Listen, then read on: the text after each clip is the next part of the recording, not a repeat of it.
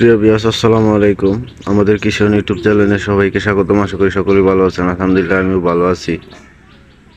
তো প্রতিবারের মতন আজকে একটি ছোট্ট ভিডিও নিয়ে আপনাদের মাঝে আসলাম। আশা করি মনোযোগ সহকারে আমার ভিডিওটা দেখবেন।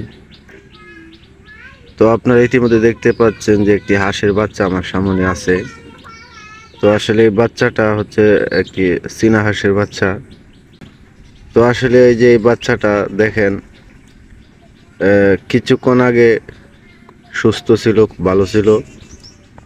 তো হঠাৎ করে এই অবস্থা হয়ে গেছে। তো দেখেন যে এই বাচ্চাটা ডাক প্লে রোগ হয়েছে। তো ডাক প্লে হয়ে গেলে চীনা হাঁসকে বাঁচানো অসম্ভব হয়ে যায়, বলতে পারেন একেবারে বাঁচানো যায় না এই রোগটা হয়ে গেলে। তো এই রোগটা আপনার যে কোনো সময় আসতে পারে। বাচ্চা যদি ছোট থাকে তাও এই রোগটা হতে পারে, বা চীনা হাঁস যদি বড় হয়ে যায় তাহলেও এই রোগটা হতে পারে। মানে যে কোনো সময় এই রোগটা চীনা হাঁসকে আক্রমণ করতে পারে। আর বিশেষ করে চীনা হাঁসের ক্ষেত্রে যদি এই রোগটা হয়ে যায় তাহলে হাঁসকে বাঁচানো একেবারে অসম্ভব হয়ে যায়। তো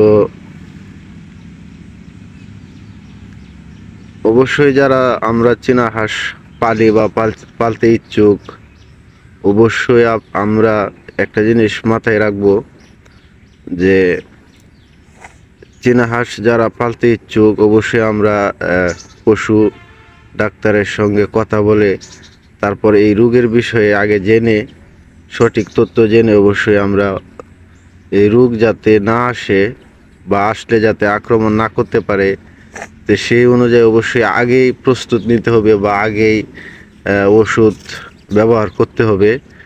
আর যদি রোগ আপনার বাচ্চাকে আক্রমণ করে ফেলে তাহলে কিন্তু আপনি এখন যদি বাচ্চাকে ওষুধ দেওয়া হয়, আমার মনে হয় না যে এই বাচ্চাকে বাঁচানো সম্ভব হবে। তো অবশ্যই আপনারা চীনা হাঁস যারা পালতে ইচ্ছুক, অবশ্যই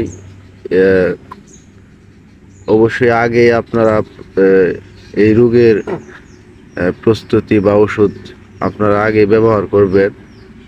আর চীনা হাঁসের মধ্যে সবচেয়ে আপনার লসের প্রজেক্ট হচ্ছে চীনা হাঁস, বা লাভের প্রজেক্টও হচ্ছে চীনা হাঁস।